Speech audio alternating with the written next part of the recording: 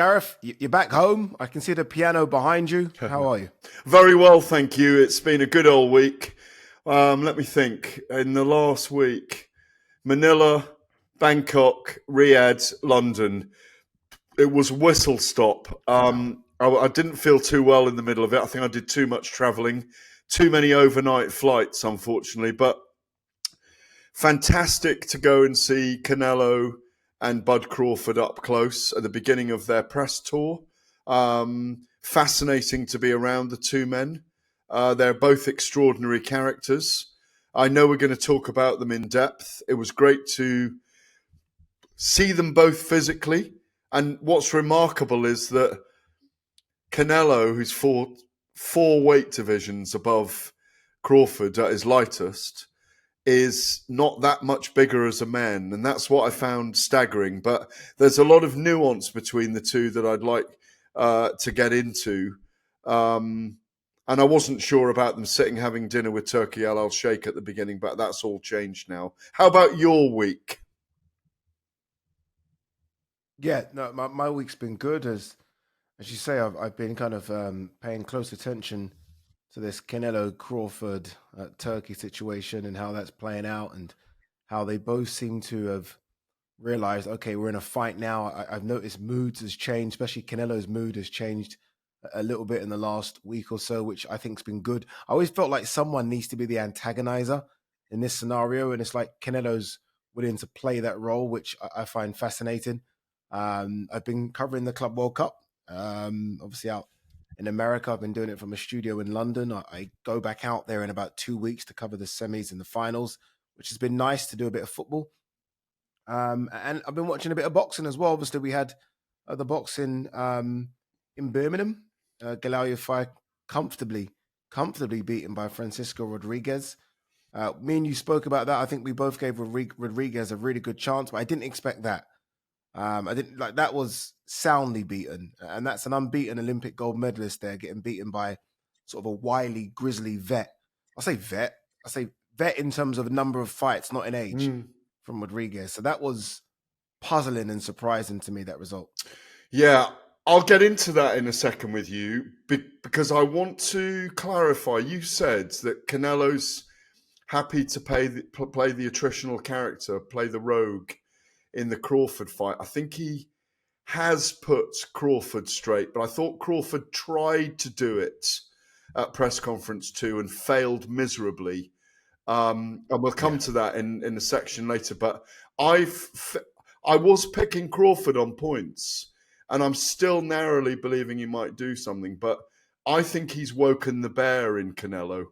And I do now fear for him. Dude, I've changed my mind. In this fight. Yeah, well, I've changed my mind as well. I fear for him because we'll come to it in that section. Because there's a few things. Yeah, that's a nice tease, that is, because I think we're both maybe having a change of mind, change of heart when it comes to who wins that one. Yeah, and on Galal, we did say about Francisco Rodriguez, the red herring in his record with Galal 9-0, Olympic gold medalist.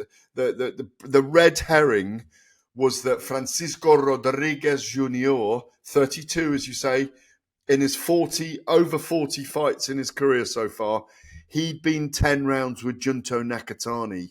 Yes, he'd lost widely on points, but he gave Nakatani, who is brilliant, a very competitive bout. And I think, you'll guide us through that. But Galal can come back from this, but it was a torrid affair from the opening round for him.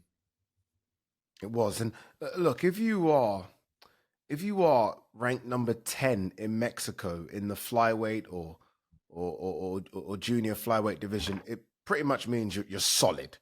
You're very, very good, because that's their weight class. Very similar to sort of Asian fighters in and around that weight class. That's their weight class. There's hundreds of men walking around that are that size and that weight. It isn't the same, unfortunately, over here. So it was tough to see. Rob McCracken had the towel in his hand a couple of times, because it did look like Galal was getting the brakes beaten off him. He tried. He was valiant. He was tough, resilient. I'm trying to think of all the words to describe him, but ultimately he was just sort of, I don't know if he was outmanned. it almost just looked like it was a whirlwind that he didn't know how to Well, stop. stylistically, it was a bad matchmaking for him because he knows one way, which is a very similar way to Rodriguez, which is to go forward, put pressure on you, and counterpunch. But he's being beaten to the punch time and time again by a fellow southpaw. It didn't look good. There's another way you can describe him: too brave for his own flaming good on the night. I mean, even from the opening round, his knees were buckled by a left hand and a flurry, and it just went on and on and on. And I had, you give him 2 rounds at the most. Max. Max. And yet he stayed with Rodriguez the whole time. It's a tough one.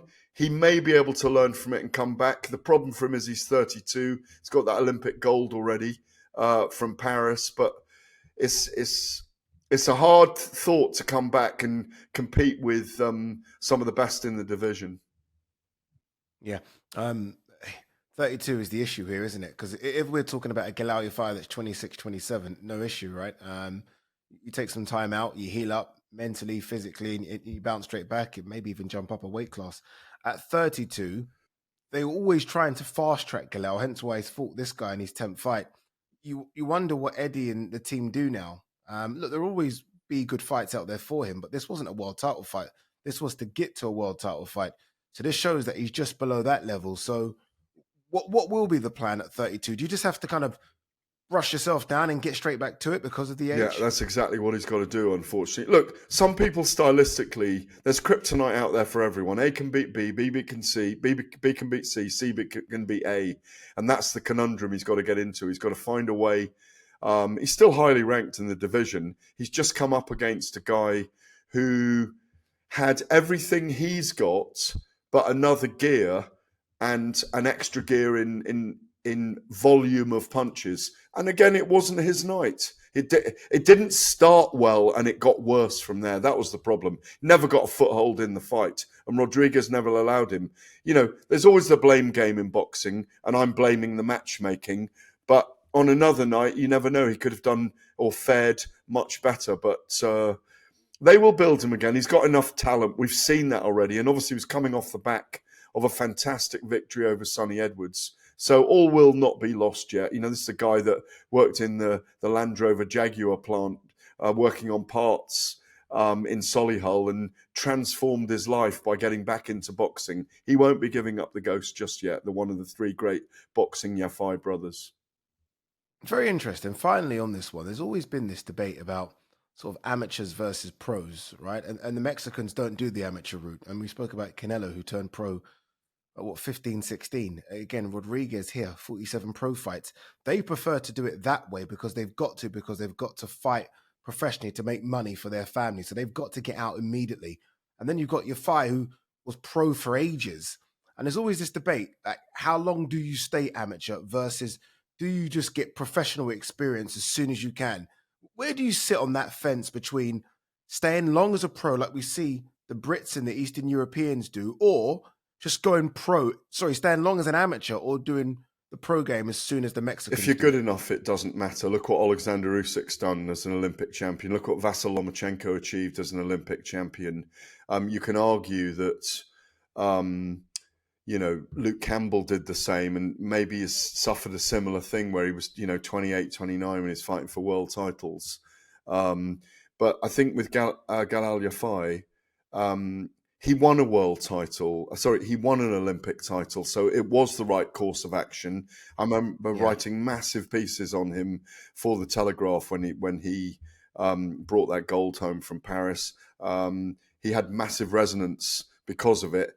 The issue, and I don't think there's anything wrong with his style. He hasn't got a particularly amateurish style, but you made the point. I mean, I agree with the point. For some people, it works. If they're good enough, it doesn't matter how long they stay as amateurs. But I do agree with the point you're making that if you stay too long in the amateurs, it does reduce your professional career. Doesn't affect everyone. Yeah. All right, you're listening to Find It Extra on talkSPORT 2. Still to come, we're going to assess the split between Alexander Usyk and his promoter, Alex Krasiuk. We'll also hear from Derek Chisora as well. He spoke to Gareth on Saturday to outline his plans for his 50th and we hope his final fight. But up next, I'm going to get Gareth's verdict from his trip to Riyadh, Saudi Arabia. Welcome back. You're listening to Final Extra on talkSPORT 2. Adi Oladipo, the great Gareth Davies. All right, Gareth, you've just come back from Riyadh, Saudi Arabia. It's been a whirlwind week for you, actually. I don't know how you're still there. Is this you really? Is it really you, Gareth, in front of us? Because the amount of traveling you've done in the last 7 days is crazy. But you've come back from Riyadh, Saudi Arabia. It's the first stop on the Canelo Crawford press tour. What did you make of it? Didn't agree with getting the guys together the night before, which is the want of Turki Al Sheikh, and addressed that with both fighters. They said they had to do it. It's something they had to do. It's something he does in terms of his PR, shows his resonance and power over the fighters that he signs at the moment. I think it's cultural as well. It's not ideal to have two fighters in a mega fight sitting around having dinner. That's all changed, of course, in the last few days. Crawford seems confident. Canelo seems confident. It was great to be there. Obviously, Riyadh is a part of this whole Ring Magazine fair now, the whole giant event in Las Vegas. Dana White wasn't there, which was a disappointment. Obviously, he was there in New York, where we saw the scuffle, the melee on Sunday. But for me, yes, they were cordial with each other, but there were the signs there that a bit of heat's going to come from them. You know, Crawford has an arrogance about him that I like. He pointed out that my button was undone on my shirt at the beginning as well, which I do like about him. He's got that very understated, solid kind of arrogance about him. And that's born out of 41 fights with no losses. Whereas Canelo is, look, I've fought everyone. I've been here forever. But Canelo, for me, is definitely the A-side in this event. He is the absolute A-side. And I think Crawford, with some of his comments and shoving him in New York, and we didn't see this in Riyadh, and some of the things he said to Canelo, I think he's poked the bear here, and I think he might end up biting off more than he can chew. Yeah, it does seem as though it was polite. The dinner, again, that photo that kind of went viral, didn't help, did it? Everyone was like happy-go-lucky. Then you're right. As soon as they got to New York, it seemed to almost be turned up a little bit. I don't know if that's the presence of Dana White. I don't know if that's Canelo deciding, okay, playtime's over. I need to kind of put this guy in his place a little bit. I thought Max Kellerman was a fantastic sort of introduction to it all as well. But it does seem as though Canelo's starting to really get under the skin of Crawford as well. I mean, he's had a go at his resume. It made me laugh when they did that GOAT debate where Shaquille O'Neal is sort of hosting it, if you like. And Canelo's like, who have you fought? And Crawford says Victor Postal. And look, and Ricky this is Burns. not me laughing And Ricky Burns. Yes. And yeah, he says Victor Postal and Ricky Burns. And if you're Canelo, I mean, to us, Ricky Burns, obviously, look, what is it, 3-4-weight world champion? But to only Scottish 3-weight world champion, yeah. But to Canelo, these names don't resonate. So when Canelo hears Victor Postal, he's like, Victor who? Yeah. And it did make me chuckle a little bit. Bear in mind, this is the Canelo that's been in there with Floyd and Golovkin and Bivol and Kovalev. And Miguel Cotto and Shane Mosley and on and on and on. And like you say, I thought he gave... Crawford walked into him at the press conference and tried to push his body, and Canelo said, get off me. Bomac stirred it up, Brian McIntyre, by wading in as well. I think it needed that, to be honest. We're what are we, 100-odd days, 90-odd days away from it happening. It needed that, and I'm glad to have seen it. But that recording up on top with Shaq O'Neal, Tom Brady, Dana White, Dana White was very quiet through it. It was only a 25-minute podcast, Dana watching it all. Canelo absolutely slapped Crawford with that comment. Who's on your resume? Name me an elite fighter. And as he said, you've got world level. You can mention Ricky Burns and Victor Postol. One of his best performances, obviously, I think is Sean Porter, which he was brilliant against. Amir Khan and Kell Brook were past their best. Errol Spence wasn't the same after the car crash. Postol was a great fighter. They were both undefeated at the time. I was looking at it earlier. They were 28 joint with no losses at the time. That was their first Vegas headliner at the MGM Grand. It sold 8,000. But Canelo has been there, seen it, done it, performed at it, pushed himself to the absolute limit. He is the A side in this. All the jeopardy is for him as well. This is Crawford's moment to maybe shine and create legacy. But I thought Canelo hit him with a massive body shot when he talked about who's elite on your record. And the truth is, he hasn't fought anyone, not who might have been elite. He hasn't fought anyone who was elite at the time. And I don't think Crawford would have beaten Floyd Mayweather either. I've been thinking about that and looking at it. Would he have beaten Mayweather? Nah. At 147? At 147, nah. Not in a million years. Not in a million years. I don't know. Not in a million years. I don't know about that. But look, I guess those hypotheticals and those sort of fights that we wish we could see, unfortunately, won't happen. But I do think size is interesting here as well. Now we've seen them kind of go face to face a couple of times, and I think you can see that Crawford's put on the size slowly but surely, and all of a sudden there is no size discrepancy. Both of them are exactly the same size. Canelo's thicker. Obviously, You can see it. His legs are thicker, his neck's thicker.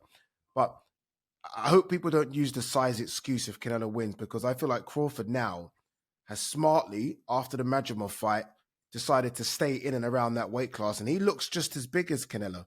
He's also 3.5 years older. Wow. I know. Doesn't look it. No, he doesn't. Doesn't look it. Listen, he's not got a lot of miles on the clock. It's still a fascinating fight. It's still an amazing duel. It's still got so many great ingredients around it. It's a must-be app for fight fans. It will do enormous. You're swinging towards Canelo. I can hear it in your voice. I am. I wasn't until they were around each other a lot. And I think Canelo is exuding a confidence that I like, and Crawford is exuding a confidence that I like as well. But I just feel that Canelo might have this special quality. I've been digging around about numbers, by the way, because we touched on that last time about is it really the fight of the century? I don't think it's the fight of the century. It's an absolute legacy event between number 3 and number 8 for pound in the Ring Magazine rankings. And I hear, because I was around some of the Mexican journalists, that it's going to be on tape. 30 million people generally watch Canelo fight. I think it might even be more for this one. It's going to be on tape delay an hour later on ESPN Deportes. So most people who want to watch it live in Mexico will watch it on Netflix. That will really boost the numbers, in my view. So we probably are going to get 40, 50 million people watching it live on Netflix, in my view. What? That many, you think? 40 to 50 million? If 30 million Mexicans watch it live, okay, you'll get 20 million around the world, other people around the world watching it on Netflix. You'll get a big crowd watching it from here, a big crowd in America. They will build this. I think it will be a big audience on Netflix. I would say 50 million. What do you think of the reintroduction of Jim Lampley and especially Max Kellerman? Obviously, we saw Jim Lampley at the Times Square event do his thing. Max Kellerman coming back. Obviously, a lot of fans like Max. He's I guess he goes down as one of the best sort of in-ring interviewers in the sport. He's okay. I mean, listen, the sport didn't miss him when he wasn't there. He's an interviewer and he's a good guy and he's good at what he does. But, you know, Jim's been away a long time. Kellerman was very good in America and he's been a big profile figure for a long time. Sometimes I don't like his interviews. His questions are too long. But, you know, he knows his boxing. They both do. And that's good that they're back in work. Okay. Look, it's a fight that's been promoted so well, hasn't it? Shaquille O'Neal, as you say, Tom Brady, got Dana White involved now. The WWE are pushing it. The UFC themselves are pushing it. And boxing seems to be pushing it as well. So it's a good fight. Can't wait for it. Canelo versus Crawford. All right, you're listening to Fight Extra on talkSPORT 2. Up next, a surprising split between Alexander Usyk and Alex Krasik ahead of his rematch with Daniel Dubois. We're going to hear from Derek Chisora, but we are going to get Gareth's take on that big split. Welcome back. You're listening to Fight Extra on talkSPORT 2. Adi Oladipo, the great Gareth Davies. We got surprise news over the weekend of a split between Alexander Usyk and Alex Krasik, who, bear in mind, have been working with each other ever since Alexander Usyk turned pro back in 2013. Everywhere you go where Alexander Usyk is, Alex Krasik is there. He's been his almost biggest defender. Especially when Alexander Usyk was uncomfortable to speak English, Alex Krasik would jump in and do all the translations and do it for him. And then on the weekend, all we got really was an Instagram post from Alex Krasik showing the best moments between him and Alexander Usyk. A little statement of sorts. No official statement, but a little statement. And that's it. Done. Gareth, I mean, look, you know Alex Krasik very well. You've known the whole team very well. What does this mean? Does this basically mean that Alexander Usyk is stopping after the Dubois fight and this is it? This is just Krasik's way of jumping ahead of that and saying, okay, I'm done as well. What's going on? I think there's a lot of things going on a lot of different levels. When I first saw it on Reddit, my view was that Alexander Usyk's counting the beans a little bit more and he's winding down, and Dubois could be his last fight. I've dug around a little bit more since then. This has been on the cards for a few months, actually. This was about to happen. Obviously, Sergei Lapin, a close team member of Alexander Usyk's, created that company Ready to Fight.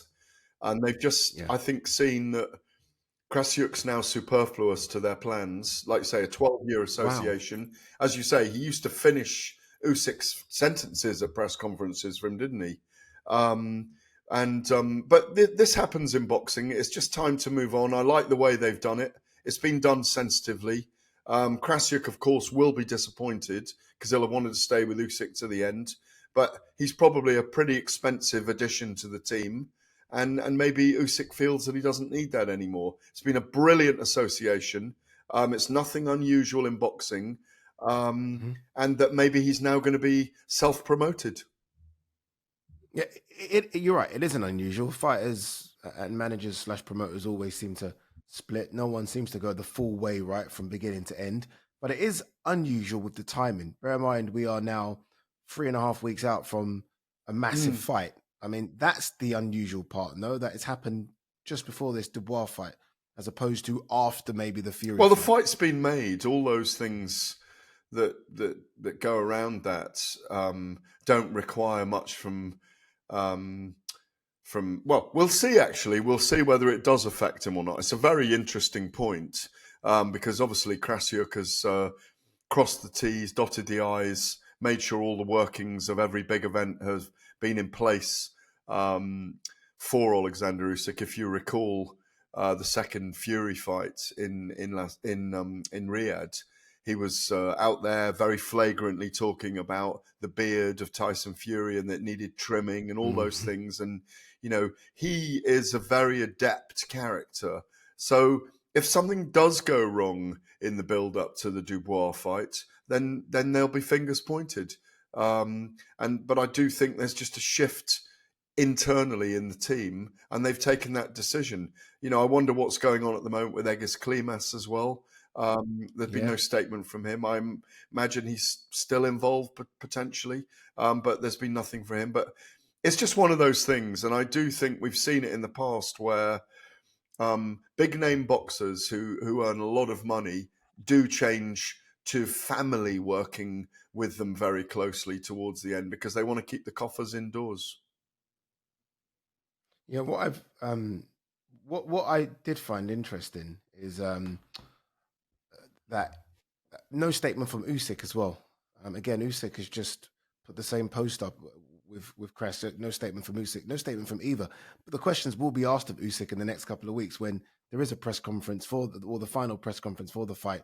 It'll be interesting to see what he says. Do you feel like this is also the indication that it's coming to the end for Usyk? I mean, maybe that statement's obvious considering his age, but do you feel like this is it now. The end is nigh for him as Yeah, well. obviously 38 now. So that was my immediate assumption. But talking to people behind the scenes in the last few days, apparently he's hungry to fight more times. Although, it'd be almost the perfect opportunity to walk away. Fury wants a third fight with him. Joshua wants a third fight with him at some point, which he probably won't get. Ajit Kabayel wants to fight him. Joseph Parker wants to fight him. I'm sure Moses Itauma wouldn't mind a bash at him late next year if he's still around. But Usyk can't go on forever. As I said, my immediate assumption, trying on an educated guess more than anything, was that, he's winding up the operation. But I'm told behind the scenes that he wants two or three. Interesting. It's going to be so strange to see Alexander Usyk without Alex Krassyuk in the lead up to this big one. All right, let's hear from a man that's fought Alexander Usyk, who wants a chance to maybe get in there with the winner of this fight, and that is Derek Chisora, who joined yourself and Spencer Oliver on the weekend to talk about murmurings between him and Joseph Parker. He spoke about Moses Itauma as well. Let's hear from Del Boy. Parker's been given the green light to defend his WBO interim heavyweight title against you in a trilogy clash we're hearing. I know you can't reveal that tonight, Derek. And no. Listen, 100%. But I am the IBF mandatory. Basically, yeah. I secured my position.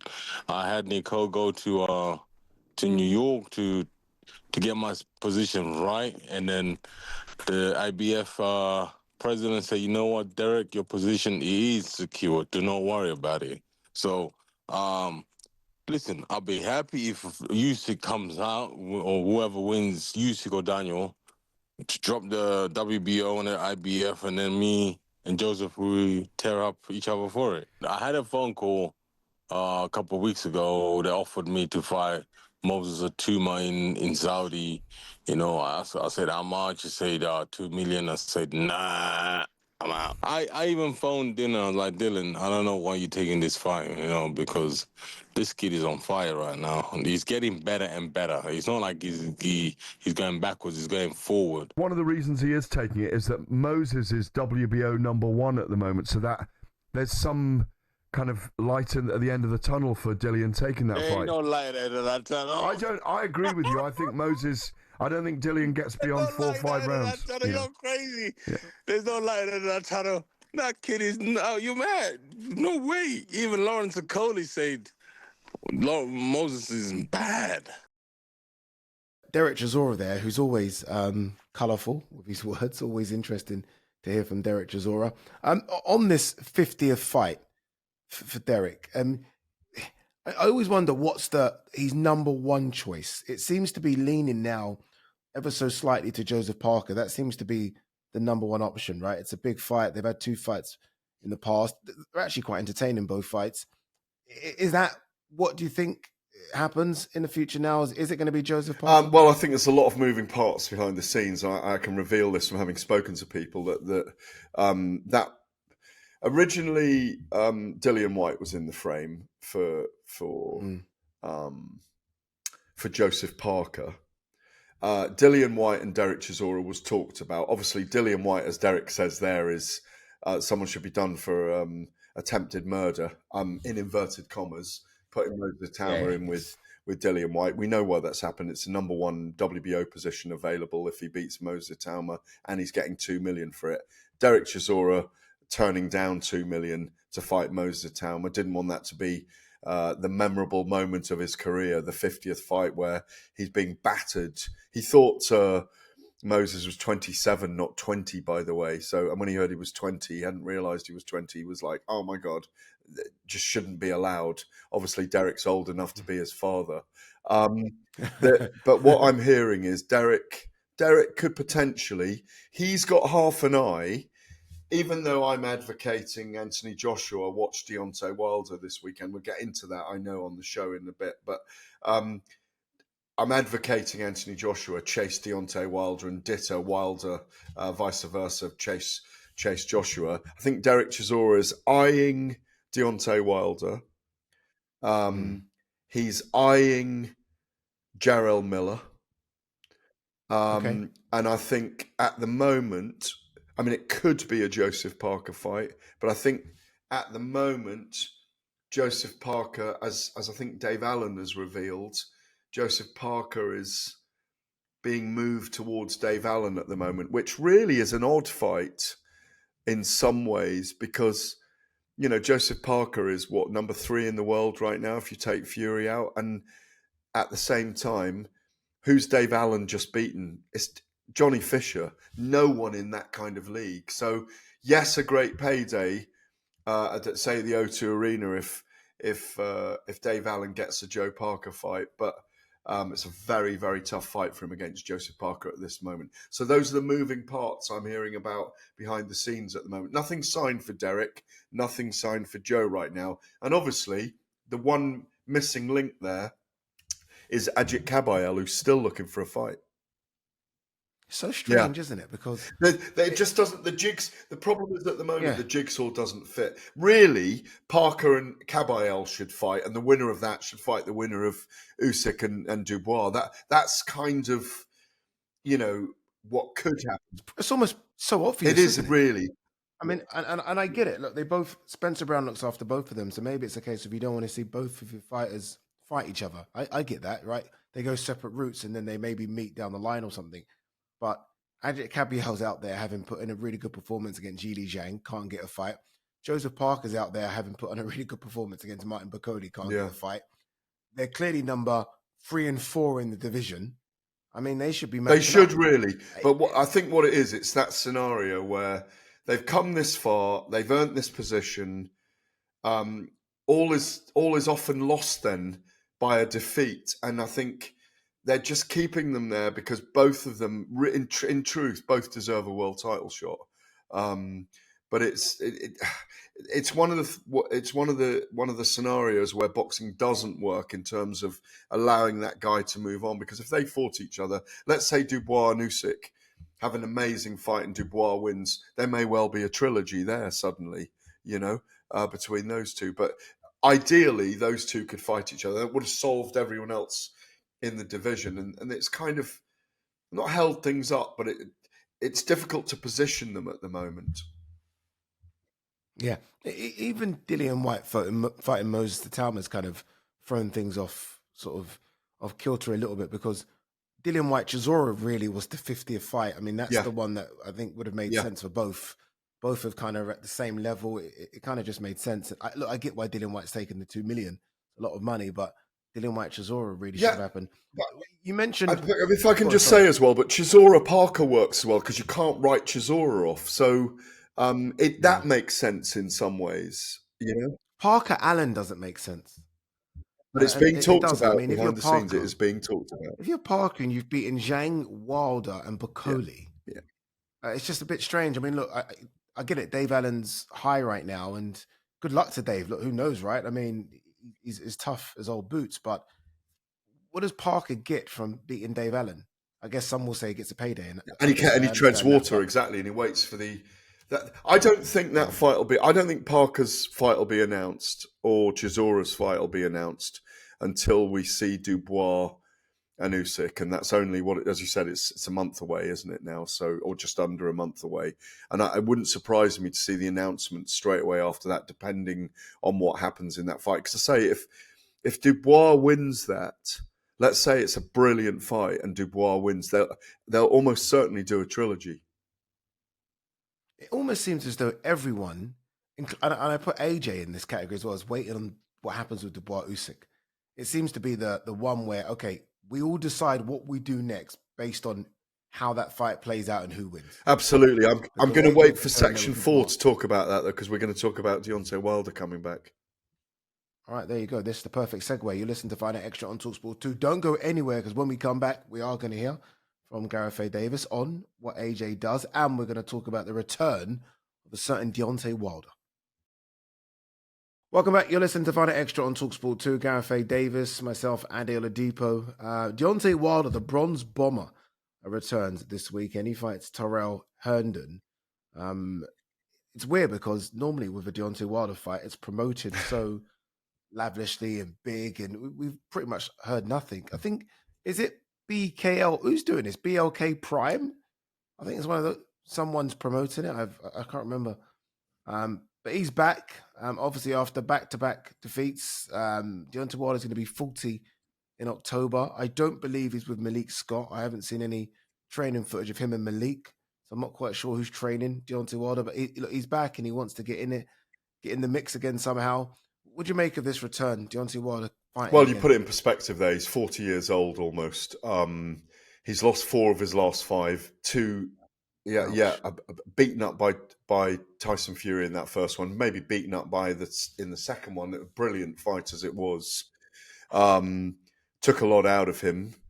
He's had the victory over Robert Helenius, the knockout of Helenius. But apart from that, 2 horrific fights for him against a very, very good Joseph Parker on the night, who kind of began the demise, if you like, of Deontay Wilder, where he didn't look himself and he couldn't pull the trigger of that right hand. But Parker was brilliant on the night and getting in and under Wilder all night, throwing big overhand rights himself and being very effective with the jab and even taking it to Wilder at one point. And then I've described it as the herd of wildebeest that Zhang was running rampage. But it was rampage. I mean, I was talking to Spencer Troll about this on Saturday night on Fight Night, and we were watching through our fingers in the arena that night because it looked like the death of a great bronze bomber as he is and was, and it's a really important fight for him if he's going to have any big fights, if he's going to fight Anthony Joshua. Tyrell Herndon, who's always said he's a fan of Deontay Wilder, has lost to, Richard Torres Jr., who's a 6-0 prospect who was knocked out in the second round. So what Deontay needs to do, and you know this yourself, Addy, he needs a big moment, a big viral knockout with that right hand. Yeah, you also know, though, as well, that unfortunately with fighters coming towards the end, they're scared to pull the trigger because they're scared of what's coming back. And now the Deontay Wilder has been hurt in fights. The Deontay Wilder that was quite reckless with his right hand, right, just threw it, didn't care. Now he knows what's coming back and that he can be knocked down and knocked out. I think he's scared to pull it. So we'll see. We'll see if he pulls the trigger. If he does, then look, who knows, right? He's a big name. And as we were speaking about in the previous section, he's not going to be short of opponents. If he looks good, I mean, it could be Chisora, it could be AJ, it could be Bukoli, it could be Ngannou. Yep. If he wins, it's jackpot because, again, it's Deontay Wilder. How he wins. Ah, yeah. He's got to show the power because that's what he was. He was a knockout artist. He's got to show that he can knock people out still.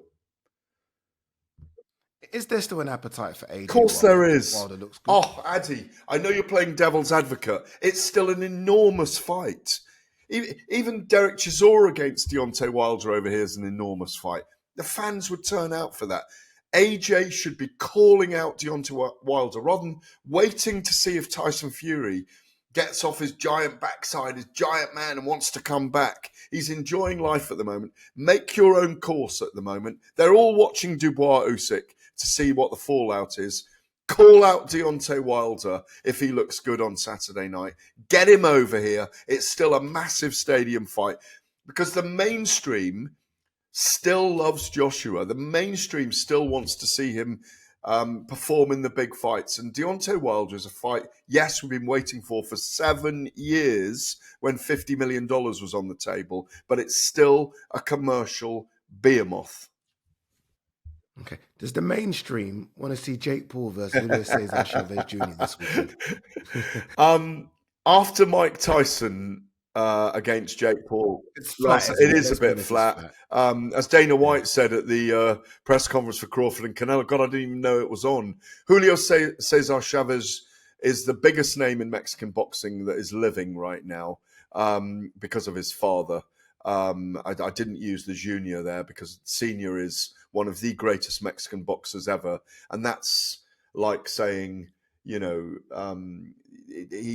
a Pele for Brazil in football terms. He's an extraordinary man, an amazing character, an absolute hero for so many Mexicans.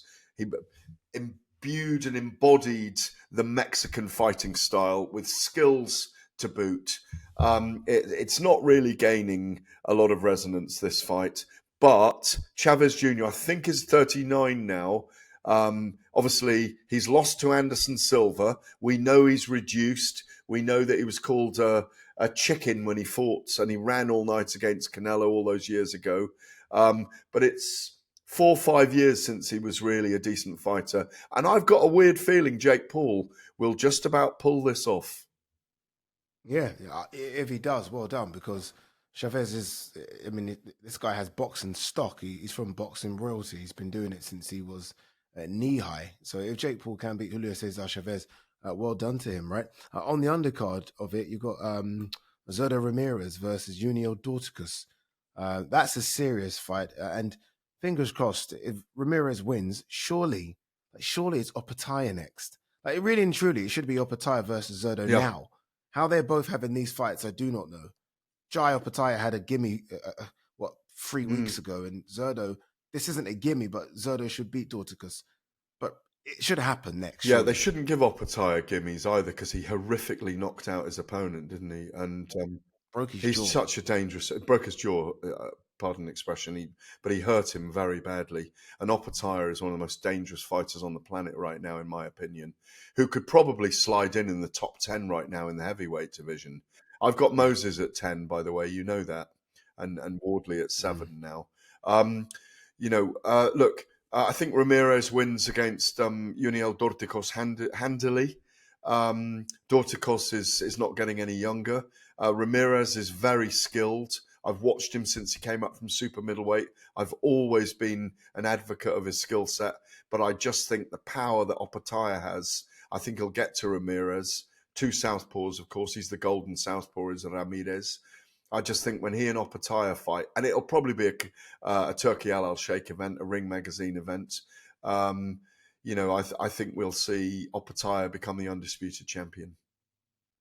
Okay, we've got a couple of minutes, and it'd be wrong if I didn't speak about this man, considering that you covered his career from the very beginning, almost to the end. And that man is John Jones, who announced that he's now retired from MMA, so retired from the UFC. He's given up his belt. Tom Aspinall has been given the heavyweight title, from interim upgraded to heavyweight champion.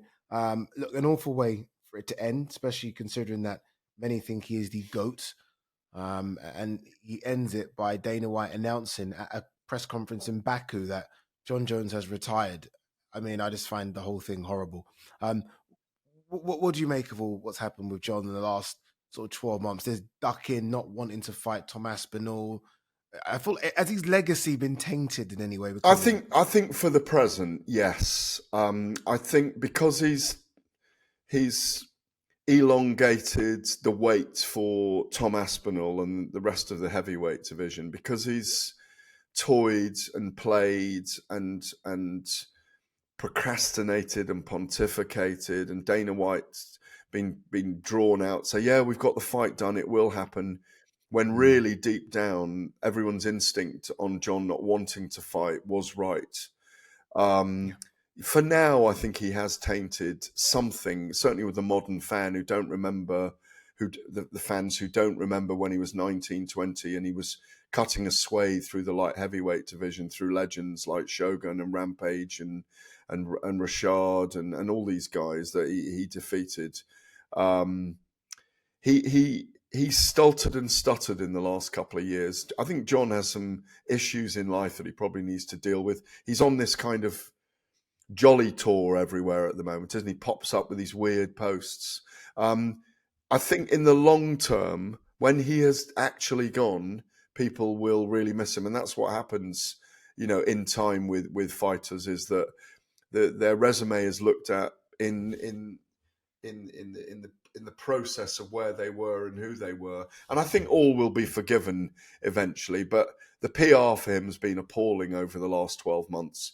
And like you say, it finally being announced in a 10-second comment from Dana White in Baku, Azerbaijan, that John Jones' career is over and Tom Aspinall doesn't get the belt handed over to him. It felt like a bit of a damp squib, to be honest. Yeah. As he retired, I think we've seen with with most fighters. When they say they're retired, there's always a way back. John is 38, I believe. Has he retired? Is that it? Are we ever going to see John sort of put on the MMA gloves again, or do you think that is it? Bear in mind, he's been a part-time fighter for the best part of 5 years anyway. Well, look, we hear there were 20 to 30 million US dollars on the line here. So he's turned down a massive, massive payday to protect his own legacy, long-term legacy. I don't see him coming back. And if he does, it will be because he's got too bored or he's run out of money. That's why fighters come back, because they've run out of money. I don't think he will come back myself. I don't think he's been back properly since he moved up to the heavyweight division, in my view. You know? No, yeah, you're right. You're right. Cyril Gane and Stipe. That's it. 5 years. 5 years. And, yeah, it's embarrassing. It really is. All right, you've been listening to Fight Night Extra on talkSPORT 2. Big thanks, as always, to Gareth A. Davies for joining me today. Remember, if you've missed any of this show, you can listen to it back as a podcast. Just find it under the Fight Night banner on the talkSPORT app on YouTube or wherever you get your podcasts from. We'll be back, as always, next week. On AM, on DAB, via the talkSPORT app and on your smart speaker. talkSPORT.